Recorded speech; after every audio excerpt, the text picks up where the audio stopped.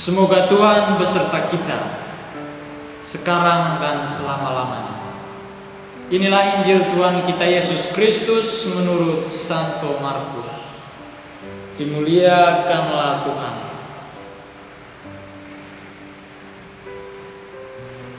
Pada suatu hari, Yesus bersama Petrus, Yakobus, dan Yohanes turun dari gunung, lalu kembali pada murid-murid lain.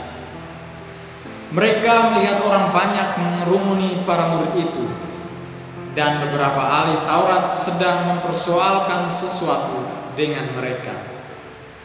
Ketika melihat Yesus, orang banyak itu tercengang-cengang semua dan bergegas menyambut Dia. Yesus lalu bertanya kepada mereka, "Apa yang kamu persoalkan dengan mereka?" Kata seorang dari orang banyak itu, "Guru, anakku ini kubawa ke depan karena ia kerasukan roh yang membisukan dia.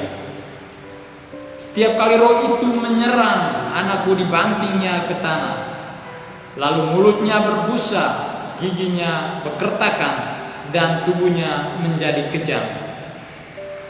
Aku sudah minta kepada murid-muridmu supaya mereka mengusir roh itu, tetapi mereka tidak dapat." Maka kata Yesus kepada mereka, "Hai kamu angkatan yang tidak percaya, berapa lama lagi aku harus tinggal di antara kamu? Berapa lama lagi aku harus sabar terhadap kamu? Bawalah anak itu kemari." Lalu mereka membawanya kepada Yesus. Dan ketika roh itu melihat Yesus, anak itu segera digoncang-goncangnya, dan anak itu terpelanting di tanah dan terguling-guling, sedang mulutnya berbusa. Kemudian Yesus bertanya kepada ayah anak itu, "Sudah berapa lama ia mengalami ini?" Jawabnya, "Sejak masa kecil. Seringkali roh itu menyeretnya ke dalam api ataupun ke dalam air untuk membinasakannya. Sebab itu, jika engkau dapat berbuat sesuatu, tolonglah kami dan kasihanilah kami." Jawab Yesus, "Katamu jika engkau dapat. Tidak ada yang mustahil bagi orang yang percaya." Segera ayah anak itu berteriak, "Aku percaya, tolonglah aku yang kurang percaya ini." Ketika melihat makin banyak orang yang datang berkerumun, Yesus menegur roh jahat itu dengan keras, katanya, "Hai kau roh yang menyebabkan orang menjadi bisu dan tuli, aku memerintahkan engkau, keluarlah dari anak ini dan janganlah memasukinya lagi." Lalu keluarlah roh itu sambil berteriak dan menggoncang-goncangkan anak itu dengan hebatnya.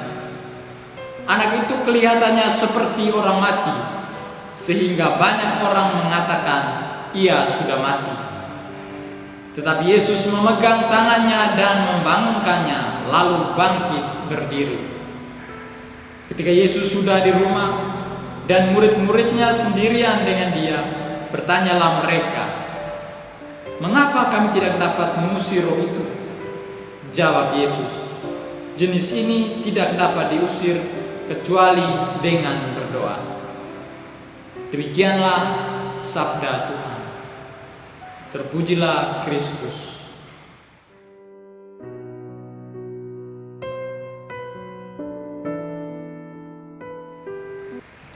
Doa menjadi bukti iman atau kepercayaan kita kepada Tuhan. Para saudara dan saudari pencinta firman Tuhan dimanapun Anda berada, dikisahkan dalam Injil tadi bagaimana para murid yang pada awalnya gembira karena punya kuasa untuk mengusir setan, tapi kali ini mereka justru tidak mampu mengusirnya pergi dari tubuh seorang anak kecil. Kali ini Yesus turun tangan untuk mengusir setan tersebut. Namun kita perlu melihat atau mencermati perkataan Yesus sebelum ia mengusir setan. Kata Yesus, "Hai kamu angkatan yang tidak percaya, berapa lama lagi aku harus tinggal di antaramu? Berapa lama lagi aku harus sabar kepadamu? Para saudaraku yang terkasih, Tuhan menginginkan keterbukaan diri kita untuk menerima rahmat darinya. Bagaimana Tuhan bekerja dalam diri kita sementara kita menutup pintu hati kita kepadanya. Hari ini Tuhan menuntut kita untuk membuka hati dan mengimani atau percaya kepadanya. Jika kita percaya atau beriman hanya padanya, maka Tuhan berkenan hadir dalam diri kita. Lantas, bagaimana kita membuktikan adanya Tuhan dalam keseluruhan hidup kita? Bagaimana cara kita menunjukkan atau meyakinkan orang bahwa Tuhan sungguh berkarya dalam diri kita? Untuk menunjukkan atau menghadirkan Tuhan pada sesama, yang paling pertama kita mesti mampu berkomunikasi dengan Tuhan melalui doa. Para saudara dan saudariku yang terkasih, hari ini para murid tidak mampu mengusir setan karena tidak berkonsultasi atau berbicara dengan Tuhan melalui doa. Kata murid-murid kepada Yesus, "Mengapa kami tidak dapat mengusir roh itu?" Jawab Yesus, "Jenis ini tidak bisa diusir kecuali dengan doa." Doa hendaknya menjadi sarana bagi kita untuk berkomunikasi dengan Tuhan. Dengan doa, kita mencurahkan segala isi hati kita kepada Tuhan. Melalui doa, kita berbicara kepada Tuhan perihal hidup kita. Dahuluilah segala keputusan atau tindakan kita dengan berkomunikasi kepada Tuhan. Maka dari itu, para saudara dan saudariku, jangan berbicara banyak tentang Tuhan, tetapi berbicara banyaklah dengan Tuhan. Semoga Tuhan memberkati kita.